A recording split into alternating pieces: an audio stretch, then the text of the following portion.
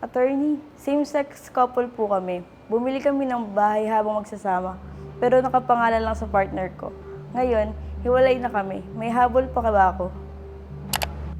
Yes, may habol ka, pero hindi automatic. Nilinaw ka makailan ng Supreme Court sa Joseph versus Ursua na pwedeng maging co-owners ang same-sex partners under Article 148 ng Family Code. Anong ibig sabihin nito? Kung hindi kayo pwedeng ikasal tulad ng same-sex couples ang property na binili habang nagsasama kayo, pwedeng maging pag-aari ninyong dalawa. Pero may kondisyon, kailangan mong patunayan na may actual contribution ka sa pagbili. May resibo ka ba? Ikaw ba ang naghulog? May bank transfer?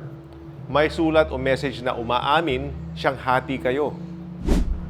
Kung may ambag ka, may share ka. Kung wala kang maipakitang contribution, mahihirapan ka.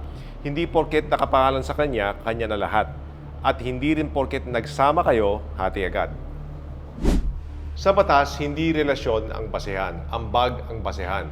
May ebidensya, may karapatan. Walang ebidensya, mahina ang laban. Kaya't bago maksyon, lagi mo na pag-isipan. Ito si Attorney Tony naman, handang magbigay ng free legal advice na wala lukuhan.